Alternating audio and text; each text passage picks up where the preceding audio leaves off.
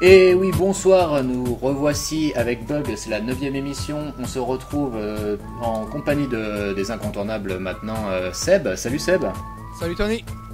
Et de Bastien qui est sorti de sa casse-prison. Salut Bastien. Hello. Alors oui. Comment ça s'est passé cette petite période de mise au placard ? J'ai décidé de ne plus parler de séries avec des filles, mais de choses exclusivement masculines maintenant. Très bien, effectivement. Je vais essayer de vous redonner quelques petits mots dans cette émission, au cas où je ne suis pas là dans une prochaine, comme ça vous pourrez les redétourner. Donc de toute façon... Tu pourrais dire le mot anus, ça m'arrangerait.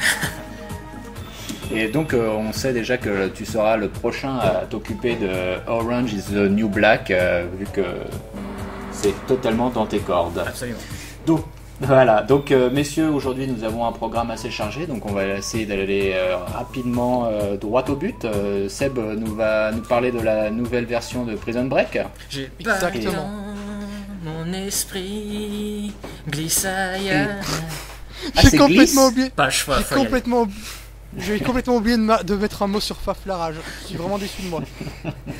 Ensuite on abordera Twin Peaks, la nouvelle version également. Hello.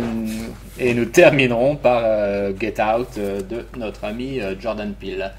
Voilà, alors Seb, c'est tout de suite à toi, fais-toi plaisir pour cette ressucée 2016-2017 de Prison Break. Et cette chronique c'est un peu comme le Chewing Gum de Michael Scofield, hein. Ça va lancer une série d'événements qui atteindront l'autre bout du monde. Cette réplique existe vraiment dans la série, je le jure. Grand moment, d'ailleurs ils avaient teasé le truc là-dessus, c'était magnifique. Bref, Prison Break, ça fait maintenant plus de 2 mois que je tease cette chronique. J'espère être à la hauteur. En tout cas, une chose est sûre, ce sera mieux écrit. Donc résumé rapide, à la base, Prison Break, c'était 4 saisons et un téléfilm de conclusion entre 2005 et 2009. La première saison racontait comment Michael Scofield allait se faire incarcérer dans une prison dans le but de faire évader son frère, accusé à tort et condamné à la chaise électrique. Un plan de malade à base de tatouages sur tout le corps, cachant les plans de la prison. Pour faire simple, c'est du bon gros blockbuster télévisuel, c'était hyper efficace, au point de faire oublier les incohérences ou invraisemblances de l'histoire, et Dieu sait qu'il y en avait beaucoup. Mais moi, en tout cas, j'ai rarement autant stressé devant des épisodes de série que devant la saison 1 de Prison Break. Il y avait même des épisodes, je devais changer de t-shirt tellement c'était mouillé sous mes bras. C'était assez bien pensé, avec un concept vraiment très chouette et des seconds rôles monumentaux comme Robert Nepper ou Peter Stormare. Donc, même si je ne l'ai pas revue depuis des années et je pense qu'éventuellement elle a pris un petit coup de vieux, j'aurais tendance à toujours recommander chaudement cette première saison. Puis arrive la seconde, et c'est là que ça commence à coincer. La saison est sympa, mais on sent déjà que ça tire sur la corde. Le concept n'était pas fait pour durer. Donc après l'évasion, la cavale, ça me semble logique. Sauf qu'il faut préparer une saison 3, parce que le succès est grand. Et qui dit succès dit popularité, comme ce bon vieux T-Bag. Le genre de méchant qu'on aime parce qu'il est très méchant. Et j'adore T-Bag. Mais c'est clairement le genre de perso qui doit disparaître dès lors qu'il n'a plus aucun sens. Et vers la moitié de cette saison 2, c'est le cas. On n'a plus rien à foutre de 80% de ce qui est raconté.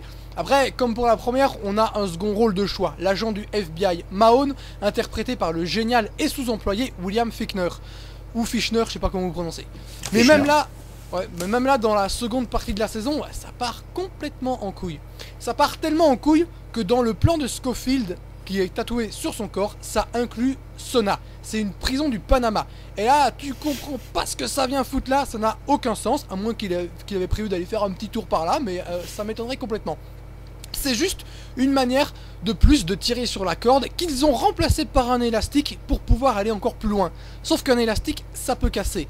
Donc la saison 3, c'est grosso modo un remake aseptisé pour le grand public de Midnight Express, pour revenir au concept de la saison 1, mais sans sa force. L'ambiance est sympa, il y a encore un second rôle génial, mais cette fois au perso complètement naze, à savoir Lechero, joué par Robert Wisdom, alias le Major Bunny Colvin, dans ce chef-d'œuvre absolu qu'est The Wire, quand même. Tout à fait. Alors la saison a été coupée par la grève des scénaristes, donc il n'y aura que 13 épisodes. Ça reste malgré tout encore assez sympa, mais vraiment sans plus. Ça se regarde sans trop de déplaisir, parce que ça reste efficace, mais la magie n'est plus là. Les tours de Sylvain Mirouf ne font plus effet. Quand soudain, la série parvient à répondre à cette question que nous nous sommes tous un jour posée. Qu'est-ce que ça donnerait si MacGyver rejoignait l'agence Tourisk? La saison 4 de Prison Break répond à cette question. Et la réponse est de la merde. Ça donnerait de la merde. Bon, là, l'élastique, il a pété, hein. Les scénaristes, ils sont en roue libre. Scofield et ses copains sont réunis pour devenir une équipe d'élite qui fait des folies folles. Sauf que, pas de bol, ils ont été engagés par un méchant sans le savoir. Et dans la catégorie des personnages qui ne servaient plus à rien, c'est la fête du slip. Bellic, un des gardes de la prison qui avait quitté son job en saison 2 pour choper les évadés, bah il est toujours là. D'ailleurs, il était en prison à Sona. Logique, mais là, carrément, ils bossent ensemble. Et lorsqu'il va... Et là, t'as un grand moment de n'importe quoi. À un moment, il va se sacrifier pour leur sauver la peau, ce qui est très noble de sa part, puisque depuis, il a compris que Scofield et son frère, bah en fait, c'est des gentils. Mais là, t'as T-Bag qui est triste. T-Bag. Ou quand les scénaristes eux-mêmes ne savent plus ce qu'ils sont en train de raconter. D'ailleurs, T-Bag arbore une belle moustache d'acteur porno des 70s et il travaille avec les gentils. C'est n'importe quoi. Et comme si ça ne suffisait pas, parce que là vous vous dites c'est déjà beaucoup, bah non, il y a la mère de Scofield qui ramène sa fraise pour une réunion de famille. Et vous croyez qu'on a tout vu? Non. Le tatouage de Scofield qu'il a sur tout le corps, on lui enlève en 30 minutes chrono. Rien à foutre, fils de pute! C'est-à-dire, un petit tatouage de merde, ça te prend genre 45 séances, ensuite 30 minutes, tout le corps, rien à foutre. Génial. Bref, le truc est en roue libre totale et la série est annulée. Merci Seigneur. Scofield meurt. C'est donc vraiment la fin. Enfin, ça c'était jusqu'à l'année dernière où on a annoncé un revival, une 5e saison. Et Michael Scofield est toujours en vie. Et il est de retour en prison au Yémen. Et il a un nouveau tatouage. En d'autres termes, une manière d'offrir à la série une conclusion digne de ce nom en reprenant les codes de la première saison plutôt que la foire à la saucisse qui était la 4e. Faut quand même préciser que faire revenir des personnages précédemment morts, c'est une spécialité de la série, si j'ai bien compris. Oui, dans la saison 3, il retrouve, on envoie à Lincoln, donc le frère de Michael, la tête de Sarah Tancredi dans un carton. Et voilà. En fait, parce que c'était quand même une tête, il a pas fait super attention et c'était pas elle. C'est génial. Ils auraient dû prendre la même chose pour la fin de Seven, ça aurait été bien. Ah ouais.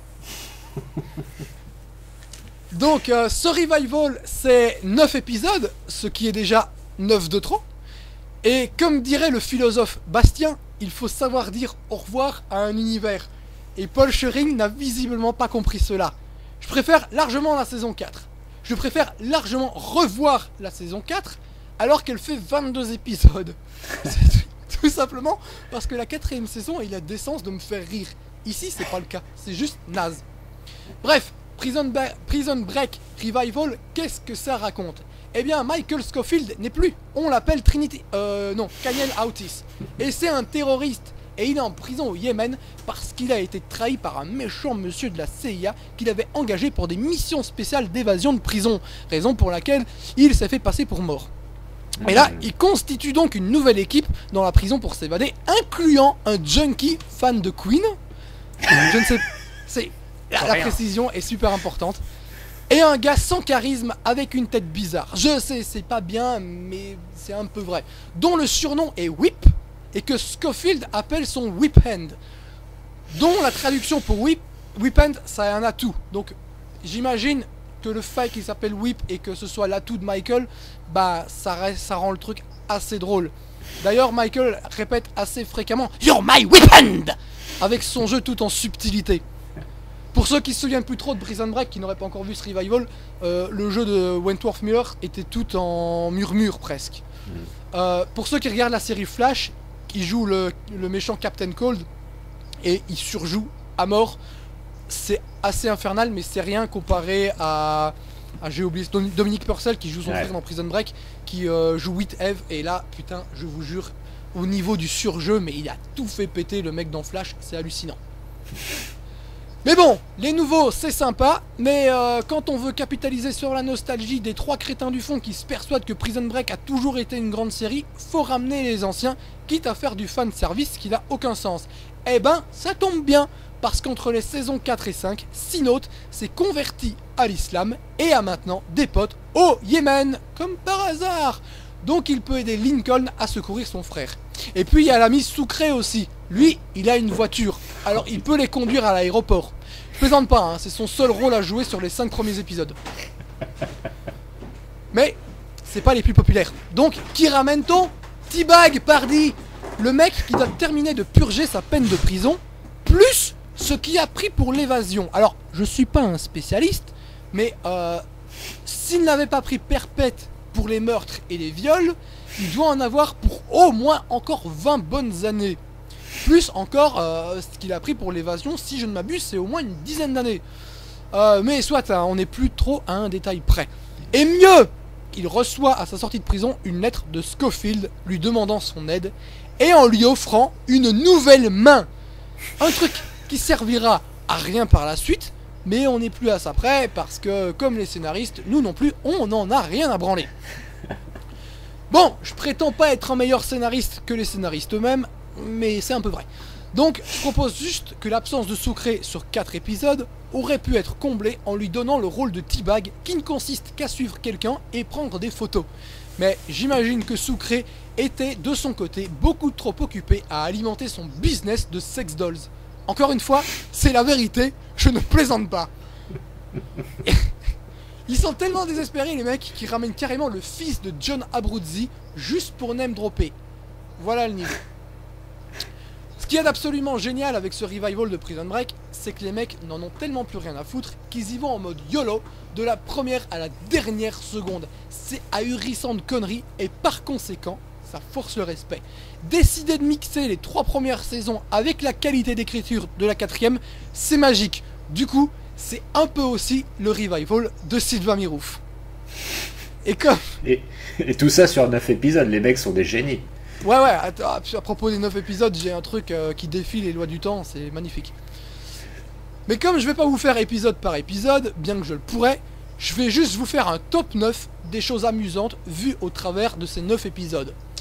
Ceci dit, ne doutez pas un instant, il y en a beaucoup d'autres, mais je pense que ma liste suffira à votre bonheur. Donc, niveau numéro 9.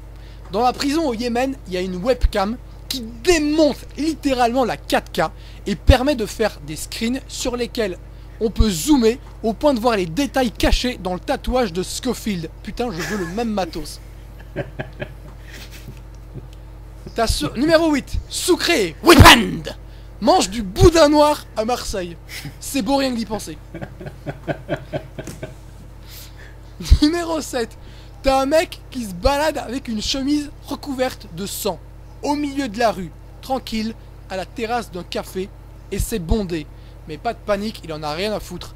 À part quand sa tête apparaît à la télé de l'autre côté de la rue. Là, il se dit putain, je suis dans la merde. Le sang, ça va, mais être à la télé, là, non. Numéro 6. T'as une fusillade qui a lieu à genre 15 mètres de la maison. Le gars dans la maison, il n'entend rien. Numéro 5. Lincoln a un accident de voiture. Il percute une barrière de protection, mais alors que la voiture est toujours en mouvement à pleine vitesse, malgré tout, il passe quand même à travers le pare-brise. Je trouvais ça magnifique. D'ailleurs, à ce moment-là, la voiture est guidée par télécommande par les méchants, c'est n'importe quoi. Oh, c'est James Bond. Ouais, mais ils ont tout un truc avec les voitures. Dans un épisode, ils roulent, ils sont bloqués dans le désert. Michael n'arrive pas à faire démarrer la voiture parce que ses pneus sont pris dans le sable.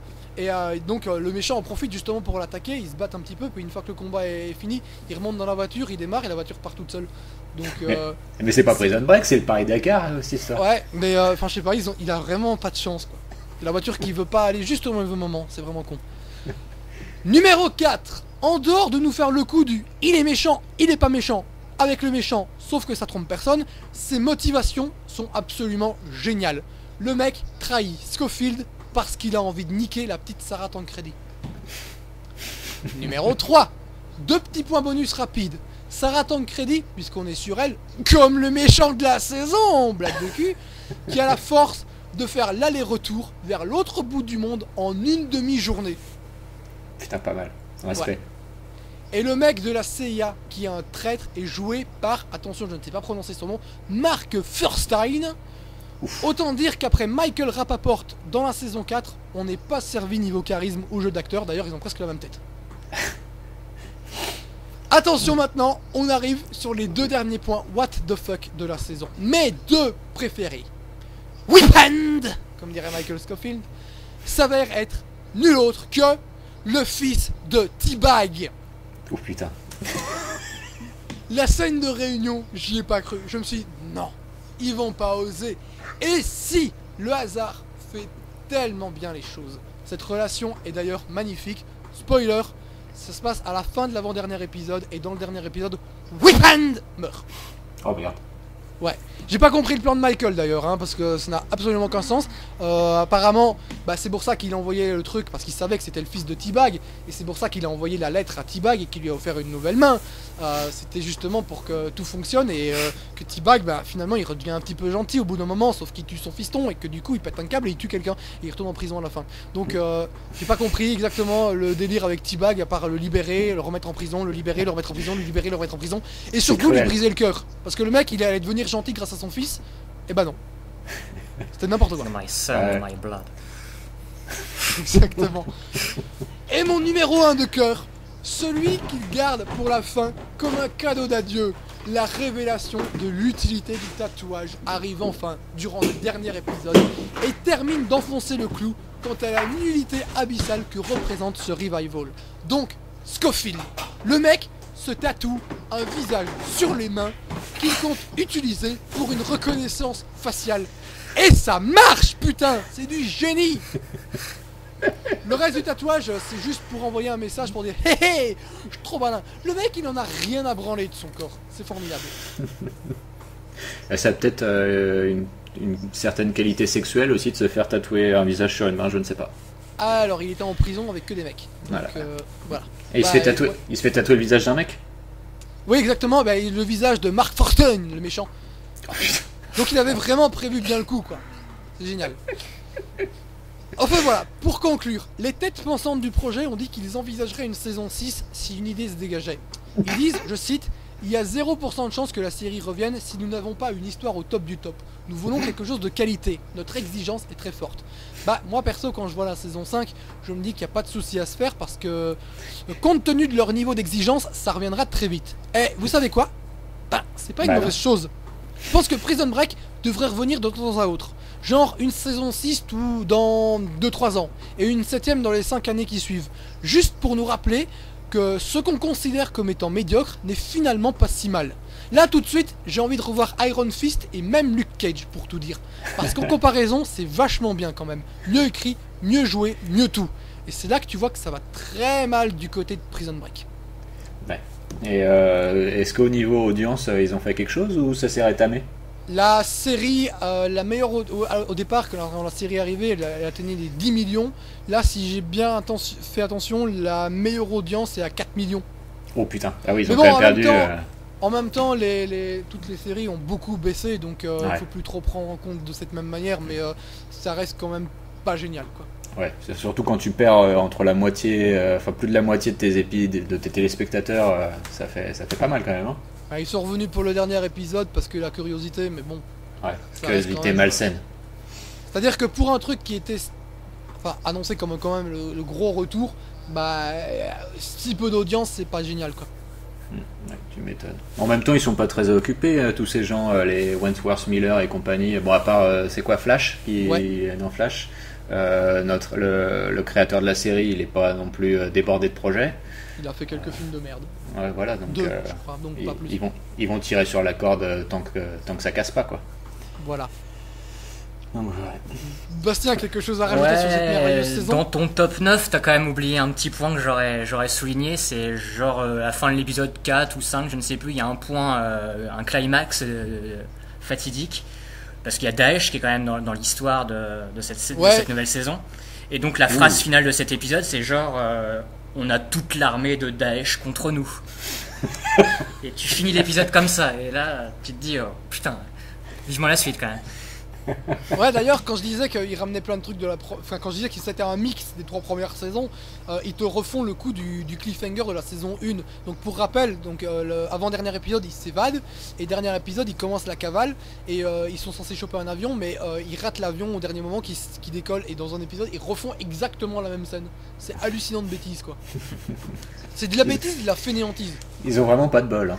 Moi, à la base, je pensais regarder en plus la série assez vite. Je voulais enquiller les épisodes les uns après les autres comme un bon gros porc, quoi. Mais en réalité, je me suis endormi à chaque épisode donc j'étais obligé de reprendre le lendemain. Ça m'a pris un petit peu plus de temps que prévu. Mais de toute façon, le grand drame de ce revival, surtout, c'est qu'on a l'impression qu'il s'est pas passé 8 ans entre la saison 4 et la saison 5. Ils refont la même merde qu'à l'époque. C'est même encore pire, comme tu disais. Ils ont vraiment rien appris des erreurs qu'ils ont déjà faites. C'est comme si les mecs ils s'étaient dit c'est vachement bien quand même ce qu'on faisait. Bah non. Si. Bah c'est le truc que j'ai remarqué sur Twitter. T'as plein de gens qui sont là. Putain, c'est absolument génial. J'ai jamais eu une série aussi incroyable. Moi, je veux bien que t'aimes bien. Y a pas de souci. J'aime aussi des trucs qui sont parfois douteux. Mais y a quand même un sacré pont entre j'aime bien, c'est médiocre, mais j'aime bien, et c'est absolument incroyable ce qu'ils ont écrit. Il n'y a aucun recul intellectuel derrière, c'est hallucinant. Faut le reconnaître en tant que plaisir coupable, quoi. Ouais, voilà. Le problème, c'est qu'ils sont même plus chiés avec le concept de prison et d'emprisonnement. C'est vraiment un prétexte maintenant qui est bâclé très très vite. Hein. Moi, j'en viens à penser que la meilleure possibilité qu'il y avait pour ce retour, c'était à la limite de les faire retourner carrément à Fox River, la première prison de la saison 1. Et de refaire une sorte de reboot où Michael aurait été obligé de ressortir de cette prison-là. Sauf que là, entre-temps, les mecs, ils le connaissent un petit peu le Scofield, ils sont pas trop cons, donc ils auraient mis tout pour l'empêcher de sortir, et donc ça aurait été encore plus dur pour lui de sortir. Ouais, c'est vrai que ça aurait peut-être été plus intéressant de faire comme ça. Ouais. Parce que là, la saison, c'est pas possible, quoi. Il y a vraiment rien, l'image, elle est jaune, c'est filmé à travers un bocal de pisse, et d'ailleurs, j'ai envie de dire que c'est toute l'écriture qui est finie à la pisse. Oui, pour reprendre, je ne sais plus à propos de quoi je parlais, mais ça a été écrit avec le cul ou par le cul. Ou par les culs. Enfin, j'ai niqué ma vanne, mais c'est pas grave. Je sais plus de quoi je parlais quand j'en avais parlé. Ça devait être Iron Fist, d'ailleurs. Forcément. Fist. Forcément. Les deux sont liés. Évidemment. Bon, messieurs, on a fini avec Prison Break, on passe au sujet suivant ou encore... On a fini, j'espère qu'ils en ont fini aussi, parce que quand même, faut pas déconner. En tout cas, à chaque fois, ça nous procure quand même quelques bons moments de rigolade, et ça serait quand même dommage de leur enlever ça. Donc on va continuer avec le deuxième sujet et un autre revival, c'est celui qui était très attendu de Twin Peaks, 25 ans après la dernière saison, la série de Mark Frost et de David Lynch. Sébastien, tu nous en parles brièvement, et là pour l'instant on tient à préciser qu'il y a eu 5, mais on en a vu que 4 épisodes depuis le début. C'est ça. Si Prison Break c'était le retour de la série la moins attendue de l'histoire de la série télé, Twin Peaks c'est peut-être au contraire le retour de la série la plus attendue de l'histoire de la télévision. Ouais, avec X-Files, c'est vrai qu'il y a match. Mais là, ouais, en plus, 26 ans quoi, entre la saison 2 et la saison 3. En plus, David Lynch et Mark Frost, les deux créateurs d'origine, sont de retour aux affaires, avec la plupart du casting original, plus plein de nouveaux. Sauf ceux qui sont morts, forcément. Ouais, sauf ceux qui sont décédés. Ils n'ont pas ramené les morts. Non, bah écoute, il y a quand même des personnages qui sont décédés, mais il y en a une en particulier qui fait revenir dans les 2 premiers épisodes. C'est extrêmement touchant d'ailleurs, la façon dont c'est amené. Tu vois de quoi je parle ou pas, Bastien ? Oui, je vois. Oui. Ouais, bah ça c'est hyper bien fait, et voilà, donc la personne est morte juste avant le tournage, le vrai tournage de la série, mais il avait quand même prévu le coup, David, en lui faisant tourner des petits trucs. Voilà. Et l'autre truc donc qui met aussi l'eau à la bouche, c'est que c'est David Lynch lui-même qui réalise les 18 épisodes intégralement, comme un long film de 18 heures. Lynch qui lui-même en plus n'a rien fait depuis plus de 10 ans. Donc c'était vraiment mystère et boule de gomme sur ce qui nous attendait là. Sachant que pour moi la série n'appelait pas tant que cela à une suite, tout étant plus ou moins dit, le risque étant surtout d'égratiner un mythe, puisque Twin Peaks est considéré aujourd'hui comme l'une des séries précurseur de ce qu'on peut faire à la télévision en termes de qualité et de liberté, Twin Peaks ayant cassé les codes en son temps et est allé là où personne n'avait encore été. Autant dire que le pari est risqué, puisque pour moi on aura beau retourner le truc dans tous les sens, mais ils ont tout à perdre aujourd'hui avec cette saison 3. Enfin bref, trêve de palabres, qu'est-ce que j'ai pensé de ces 4 épisodes, vous allez me demander. Oui, qu'est-ce que tu as pensé de ces 4 épisodes? Eh bien, il semble que David Lynch ait décidé de nous enfumer un peu et qu'il soit bien difficile de dire vraiment ce que vaut ce retour. Il va falloir voir tout pour comprendre vraiment ce qu'il veut dire et faire. Et encore, j'ai envie de dire. Pour l'ensemble, on a une petite vue d'un grand puzzle avec une succession de scènes, plus ou moins connectées entre elles, des fragments, mais on est très loin de la narration basique de la série d'origine. C'est le principal reproche qui est fait à ce nouveau Twin Peaks, c'est qu'on n'a pas vraiment l'impression de revoir Twin Peaks, mais plutôt de revoir du pur David Lynch, comme on se l'imagine, comme on le caricature, celui d'Inland Empire. C'est j'avais pas jusque là, mais vas-y. C'est complètement what the fuckesque. Alors moi je me considère pas comme un fan de Lynch à la base, et pourtant je suis totalement fasciné par ce que je vois et ce que je ressens, parce que c'est surtout de ça dont il va s'agir. On ressent des trucs en nous sur ces 4 épisodes. C'est irritant par moments, ça c'est clair, mais c'est intriguant. T'as des trucs moches, et en même temps c'est beau, c'est n'importe quoi, t'as des trucs qui sont drôles, t'as un moment ça fout les ch'touilles, c'est nanardesque, t'as des choses qui ne se font plus, et pourtant tu n'as jamais vu ça avant. Une impression que même dans des trucs qui ne fonctionnent pas, de voir quelque chose de marquant qui va rester en nous. Ça fourmille d'idées. L'intro du 3e épisode, qui dure 17 minutes à peu près, c'est tout à fait ça. Lynch, il emmerde la nostalgie facile qu'il pourrait nous offrir. Il se pose en inventeur, en artisan. C'est le Georges Méliès de la petite lucarne. Il tente des choses, il fait son truc à lui. Quand tu vois ça, ou d'autres trucs, tu te dis que tu aurais bien voulu voir la gueule des exécutifs de Showtime quand ils ont dû voir qu'ils allaient diffuser ces épisodes-là.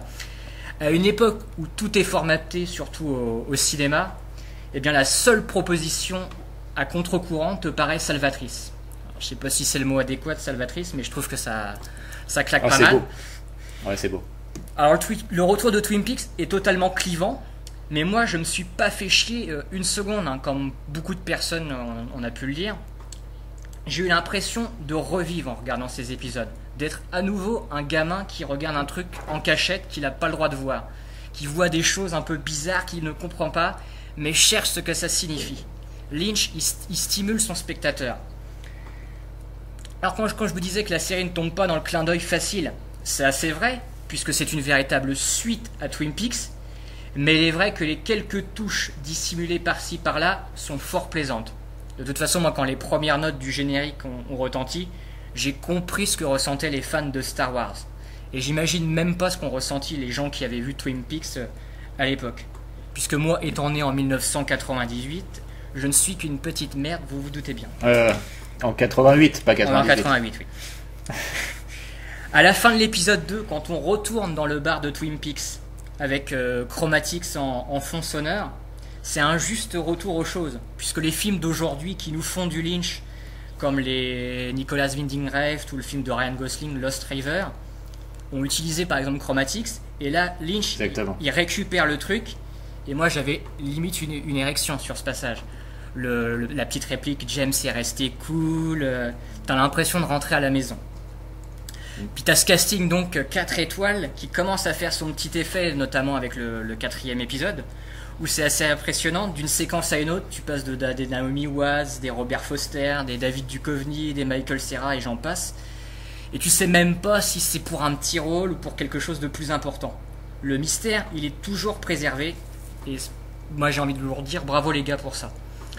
Je pense de toute façon que pour aimer ce retour de Twin Peaks, il faut peut-être partir avec l'idée que l'on va aimer. Si on part avec l'idée contraire, alors c'est foutu, on va peut-être pas rentrer dans le truc. Alors, je dis peut-être une connerie, Tony, je sais pas toi ce que t'en penses. Non, justement, je suis plutôt d'accord avec toi, clairement. Lynch et Frost, parce que je pense qu'on minimise toujours l'importance de Mark Frost sur Twin Peaks, mais là, pour le coup, Lynch, il dit clairement que ceux qui n'aiment pas son travail, c'est pas avec c'est pas avec le revival de Twin Peaks qu'ils vont commencer à l'aimer, hein. Clairement, il reste sur les mêmes thématiques qu'avant. Je pense qu'au niveau qualité, on est quand même découdé bien au-dessus du revival d'X-Files par exemple. Ah, ça c'est clair. Et voilà, c'est que je suis d'accord avec toi. Pour l'instant, il nous manque le lien entre certaines séquences des anciens protagonistes qu'on retrouve et la nouvelle histoire criminelle qui est amenée. Avec d'ailleurs notre ami Matthew Lillard qu'on avait un peu perdu de vue depuis. J'étais pas sûr que ce soit lui, moi, au départ. Et donc Matthew Lillard qui est donc en bad guy. Donc voilà, mais c'est vrai que on est clairement chez Lynch et chez Frost. Et voilà, le voyage, il faut monter dedans tout de suite ou sinon tu ne montes pas, quoi. Ouais.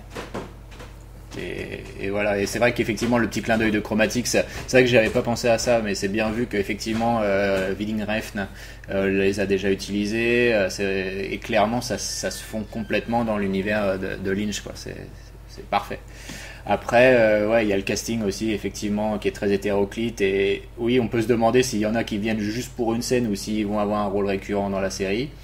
On est trop tôt encore pour le savoir. Franchement, je suis très très impatient de voir la suite quand même. Ah, c'est clair. Moi, j'attends chaque lundi là pour me mettre l'épisode. Je sais pas où tu vas aller. Plus que de Leftovers. Non, je préfère Leftovers parce que on est en plein dedans depuis 3 ans, mais puis il y a quelque chose d'émotionnel de plus accessible pour The Leftovers. Twin Peaks, c'est vraiment à côté. Tu te dis, Leftovers, c'est pour les gamins, quoi. Twin Peaks, c'est un peu ça. C'est vraiment quelque chose d'encore plus. Encore que c'est pas si complexe que ça, je me disais en regardant. Bah non, justement, ils ont l'intelligence de garder les codes, on va dire, d'un thriller, et après, c'est l'univers lynchien avec les personnages complètement perdus et tout, qui fait qu'il y a le sel ajouté, mais oui, D'ailleurs, peux suivre très clairement. C'est mon principal reproche sur ce début de saison, c'est à la limite, c'est que des fois, ils expliquent trop des choses qu'on avait comprises et on voit. Oui. Ouais. On peut faire confiance à Lynch pour savoir que dans 2 épisodes il va nous retourner le truc oui, j'espère. Moi je veux pas des réponses claires et précises. Non, je ne pense pas que ça soit le but du bonhomme. Non. Mais de toute façon on en reparlera, je pense, d'ici quelques numéros de bugs quand on sera plus avancé dans la saison, mais pour l'instant nous on adhère, on est d'accord. Ouais. Complètement. Moi, j'aurais 3 petits points à préciser. Vas-y. Premièrement, peut-on regarder cette saison sans avoir vu les 2 précédentes ? Non.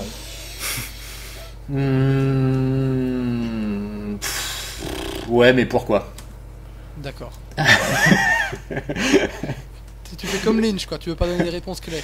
En fait, tu peux, mais je comprendrais pas trop. Enfin, tu perdrais un truc, tu perdrais une partie de l'intérêt pour moi. Et clairement, Lynch, il vise pas les gens qui n'ont pas vu les premières saisons.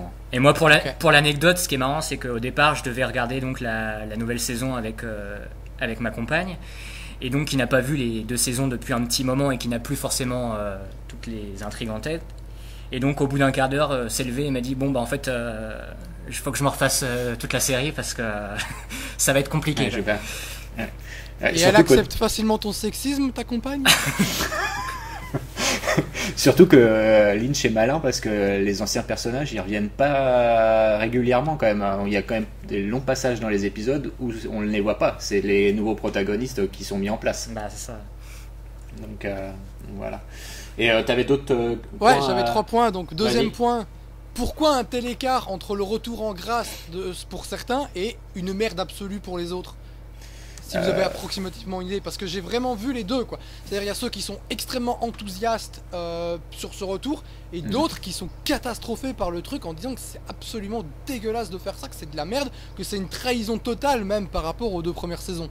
Bah, je pense que justement, c'est parce que c'est extrêmement quand même différent des 2 premières saisons où ce qui est reproché, c'est du coup qu'il n'y a plus du tout le côté soap opéra, qu'on disait que c'était une satire il reprenait les codes du soap opéra dans les 2 premières saisons, et c'est vrai que maintenant il n'utilise plus du tout cette narration-là.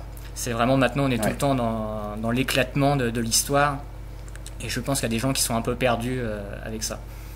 À la rigueur, on pourrait presque dire que cette saison 3 elle est plus proche de Twin Peaks Fire Walks With Me, le film, que des 2 premières saisons, et surtout de la première saison pour moi de Twin Peaks, qui était plus orientée soap encore que n'était la seconde.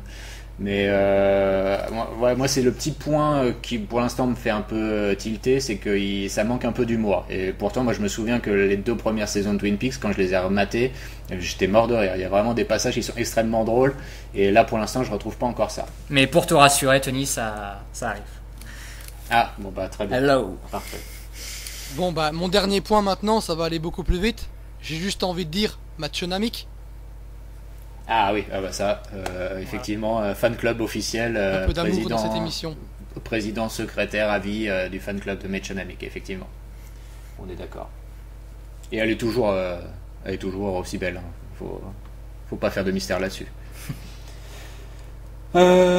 Écoutez, voilà, hein, je crois qu'il nous reste maintenant le dernier point de l'émission. Alors après s'être mis les féministes à dos, peut-être une autre communauté va s'attaquer à notre... Je ne prendrai pas ce risque, je ne serai qu'amour pour cette critique donc de Get Out.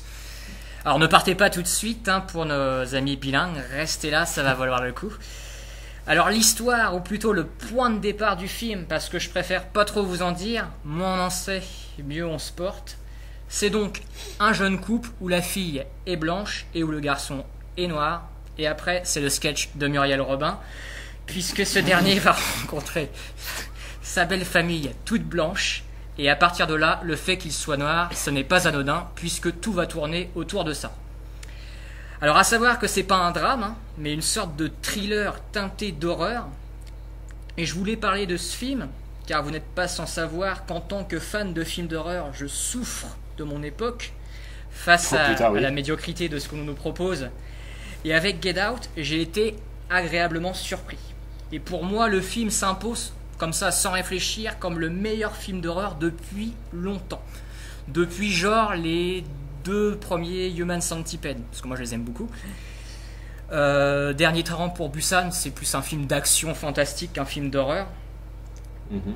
Donc là, j'ai vraiment été surpris. En plus, le film, il avait reçu quand même des critiques extrêmement positives, Get Out, et qu'il a cartonné. dithyrambique. Ouais, grosse réputation. Il a assez cartonné, ce qui en fait même un des films les plus rentables de l'histoire du cinéma. Donc j'ai senti un peu le truc encore venir. Je me suis dit ça va être le truc bien survendu type It Follows, et je vais bien me faire chier. Ah, je croyais que tu allais parler plutôt de The Witch. Ouais, ou The Witch par exemple. Et en fait non, Get Out, j'ai trouvé que c'était vraiment bien. Alors, là où le film est pour moi vraiment réussi par rapport à d'autres comme Don't Breathe par exemple, c'est que je trouve que les films d'horreur modernes ont tendance à partir en cacahuète dans leur dernier acte. Et dans Get Out, il y a un ventre mou à un moment, et je me suis dit merde, ça va encore se planter. Après une très bonne mise en place, le film se relâche, et en fait ça se retourne à un moment, et le truc avance assez naturellement avec des idées que j'ai aimées, et donc au final le film tient son propos de bout en bout, et le fait avec une classe folle. J'ai trouvé le film extrêmement bien réalisé, surtout pour un premier film, parce que pour rappel c'est Jordan Peele le réalisateur. Alors Seb, si tu as 2-3 mots à dire sur Jordan Peele. Jordan Peele faisait partie du duo Key & Peele avec Keegan Michael Kay. Ensemble, ils ont eu de 2012 à 2015 une série à sketch très populaire aux États-Unis. Keegan Michael Kay, on le voit beaucoup plus souvent que Jordan Peele au cinéma, mais Peele en même temps, comme tu l'as dit, parce que moi aussi j'ai été agréablement surpris par son talent de mise en scène sur Get Out. Il a visiblement d'autres ambitions que d'être acteur. Ouais, c'est ça. Parce qu'il était dans la première saison de Fargo, j'ai vu après coup, je me souvenais même pas de lui en fait. Et là il fait vraiment preuve d'une maîtrise dans la tension, dans les cadres vraiment admirable. L'intro elle est extrêmement simple au demeurant, mais c'est du pur John Carpenter. T'es dans des banlieues comme ça américaines, au milieu des feuilles mortes en plan séquence. Je me suis dit, you're my guy, Mr. Peel. Après le film, c'est assez classique. On est un peu à la frontière d'un Alfred Hitchcock, avec des idées comme ça un peu neuves par-ci et par-là. Mais le suspense, lui, il reste intact. Hein. Tu es happé par le truc. Ça part pas trop en vrille. T'as une atmosphère pesante tout le long du métrage. Alors quand on dit film d'horreur, ne pensez pas à Conjuring et compagnie. Le film n'est pas une montagne russe pour te faire sursauter. Il y a un peu de jumpscare, mais c'est très minime. Hein. Le film est beaucoup plus simple et classique que cela. On est dans l'horreur 70s, celle qui avait un propos avec elle. Et ici, c'est assez original, puisque le cinéma de genre ayant au fond assez peu traité la question du racisme, on pense forcément à La Nuit des Morts Vivants de Romero, avec son héros noir aussi. Mais ici, t'as pas la toile de fond fantastique, mis à part ce qui tourne autour de l'hypnose. Mais est-ce vraiment du fantastique? Là, on reste dans un truc très terre-à-terre, d'humain, dans l'horreur sociale, humaine. C'est une sorte de chien de paille de notre époque. Ouh, putain, tu me l'as vendu là, ça y est, c'est bon. Alors, je compare les deux films, mais toute proportion gardée, bien sûr. Hein. Mais ce que je veux dire, c'est qu'on est plus proche de ça que de Paranormal Activity, pour parler d'un autre film produit par Jason Blum, qui produit aussi... Grand moment de cinéma, ça aussi. Ouais. Et moi, je trouve que Blum, il commence vraiment à faire petit à petit, à proposer des choses intéressantes, parce qu'il sort des sentiers battus, là, le garçon. Déjà, il a été recherché Shyamalan, qui nous a fait Split, et bientôt Mr. Glass. Et là, donc, avec Get Out, en donnant peu d'argent, il permet à des mecs de se refaire la frise et d'offrir des œuvres singulières dans le cinéma de genre. Alors après, ce qu'on peut reprocher à Get Out, c'est d'être assez gentil, en fait, pas assez radical. Mais au final, plus j'y pense, et plus je me dis qu'il a peut-être choisi la meilleure approche. Faire quelque chose de plus violent aurait rendu le film assez... moins universel, si vous voulez. Les gens se seraient moins intéressés au film. Là, c'est une espèce de petite chronique, un peu un épisode à la 4e dimension, un truc qui a pas trop de moyens, un truc modeste, ouais, qui a pas trop de moyens, qui peut pas tout se permettre, mais qui le fait intelligemment et sans cynisme. Et en plus, j'ai même pensé à Lost à un moment pour l'anecdote, avec une vidéo que n'aurait pas renié la Dharma Initiative. Il y a des petites touches d'humour aussi, puisque donc Jordan Peele vient de l'humour à la base, et j'ai pas trouvé que c'était lourdin ou hors de propos. Le personnage du pote du héros, pour ceux qui ont vu le film, on le voit... Pour moi, c'est la meilleure partie du film, ce mec-là. Ouais, on le voit peu, mais il m'a éclaté, alors que c'est le genre de perso qui pourrait carrément casser toute l'ambiance du film, et je l'ai trouvé parfaitement à sa place et très efficace. C'est lui qui ancre le film un peu plus dans notre époque. Alors, le film n'est pas gore, mais pourtant j'ai pensé à Herschel Gordon Lewis pendant la vision. Et surtout... tu les enchaînes là. Ouais, et surtout à... C'est du name dropping, t'es pire que Prison Break, mec. Il y a un côté 2000 Maniacs, sauf que là c'est des bourgeois blancs, mais tu les remplaces par des rednecks, c'est pareil. Ça dit quelque chose sur l'Amérique d'aujourd'hui, mais ça le fait assez subtilement. J'ai pas trouvé que c'était un film écrit au stabilo, à message, c'est ni lourd ni moralisateur. Ça reste un film de genre, et c'est ça qui est bien aussi. Enfin, je sais pas toi Seb, qui a vu aussi le film, et qui est, on peut le dire, ouvertement raciste. Dans de gros porcs sexistes, ça va. Tu ne t'es pas senti forcément attaqué par ce film?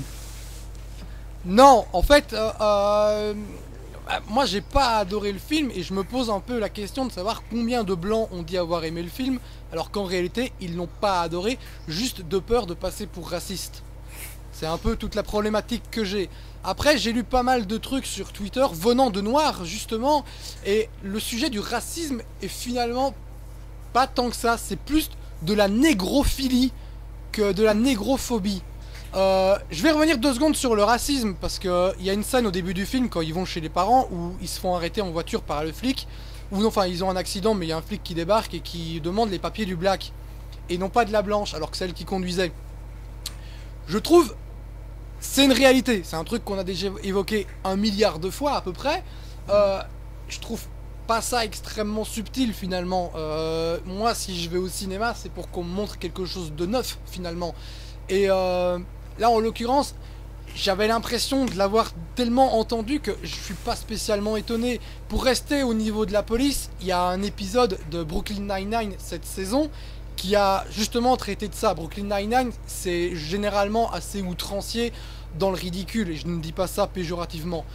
Mais t'as un épisode où Terry Crews, donc, qui est noir, et qui est sergent de police, et dans le quartier où il habite, il cherche la peluche de sa fille qu'elle a perdue, et il se fait arrêter par un flic qui le traite comme une merde.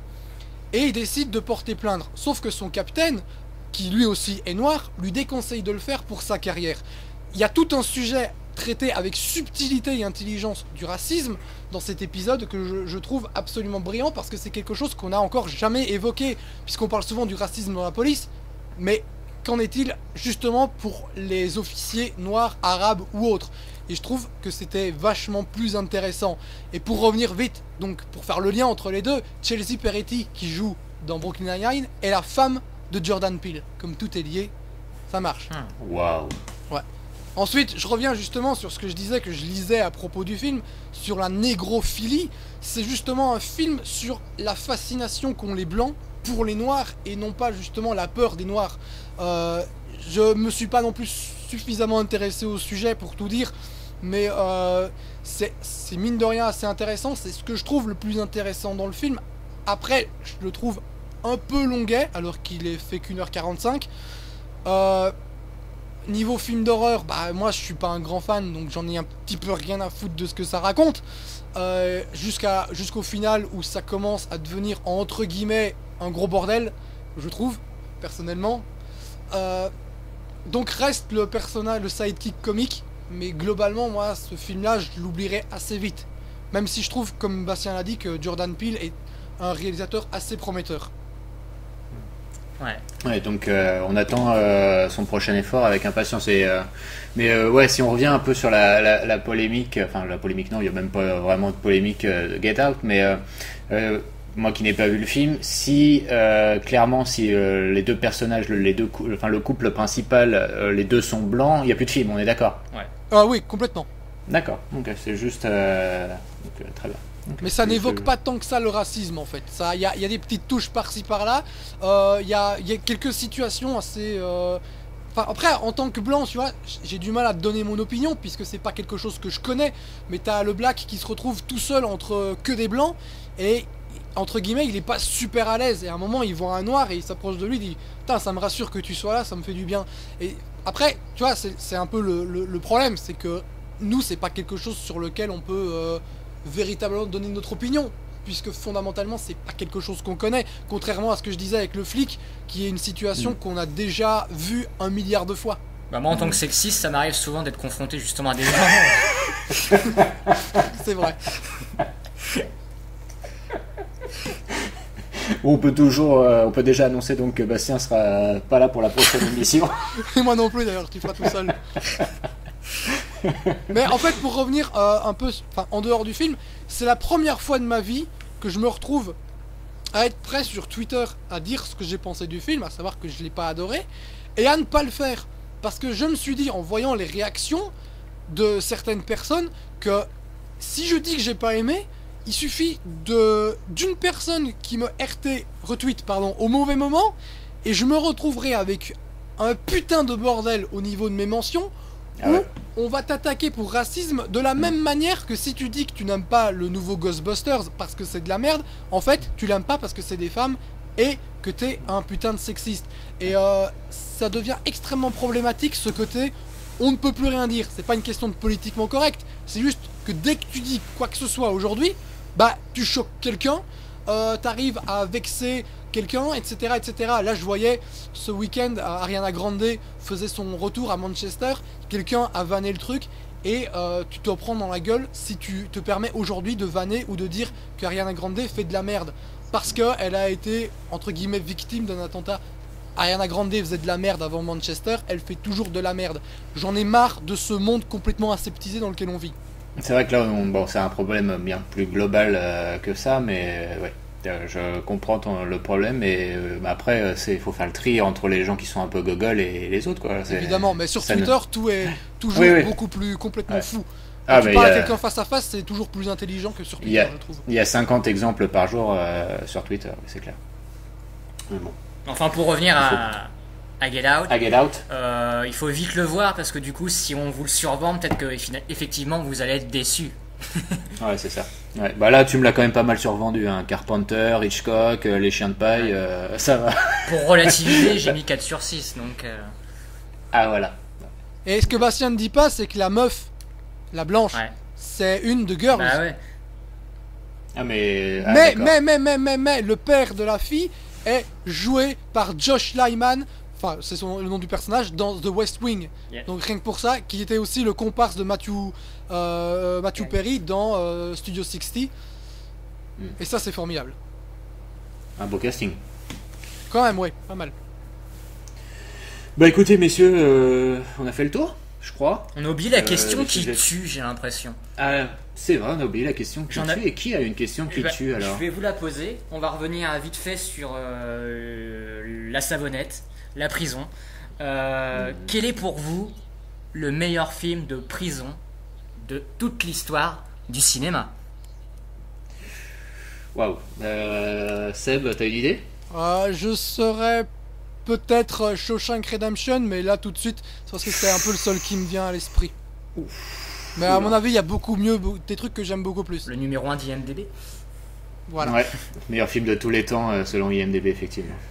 Écoute, moi je vais te faire baisser un petit peu de quelques crans. Moi, ça sera Fortress. Avec Christophe Lambert. Parce qu'une prison dans le futur, ça claque. T'as aussi un film avec Stallone dont j'ai oublié. Haute sécurité, ouais, j'ai hésité. Ouais, voilà. T'as aussi Victory avec Pelé, mais c'est un. Ah, nous la victoire en français. Ouais, voilà. C'est un petit peu moins bien, mais t'as Stallone qui joue au foot avec Pelé et qui profite pour s'évader de prison, donc ça c'est cool. Sinon, il y a La Grande Évasion. Voilà, La Grande Évasion. Je le mets bien au-dessus. C'est mon film préféré de prison. La Grande Évasion. Il y a quoi aussi? Il y a comment ça s'appelle le film avec Kevin Bacon, L'évadé d'Alcatraz? Meurtre à Alcatraz. Mais je me souviens plus très bien. L'évadé d'Alcatraz, c'est avec Clint Eastwood. Ah ouais. Donc, ouais, c'est pas si évident que ça. Hein, en fait, la réponse c'est qu'elle n'est pas au cinéma, mais à la série télé, puisque c'est Oz. Ah bah ouais, clairement. Ah bah oui. Et puis alors là, j'allais dire, il y a même pas. C'est vrai qu'il y a même pas comparaison. À l'époque, certains disaient que Prison Break était le nouveau Oz. Je tiens juste à préciser. Les gens sont cons, ils en ont rien à foutre. Ah ouais, Oz, pour ceux qui n'ont pas vu, chers auditeurs, foncez. Hein. C'est de la haute grosse qualité. Il n'y a pas de souci aussi là. Hein.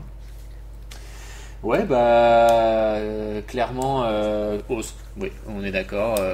Après, il y a plein de Woman in Prison aussi qui étaient sympas dans les années 70, mais en dégager un, c'est compliqué. Pam Grier en a fait quelques-uns qui étaient sympas. Je crois même qu'il y en a un avec non, je dois me tromper, j'allais dire avec Brigitte Lahaie, mais non, elle en a peut-être pas fait un. Ça a vérifié. Bon, bah messieurs, on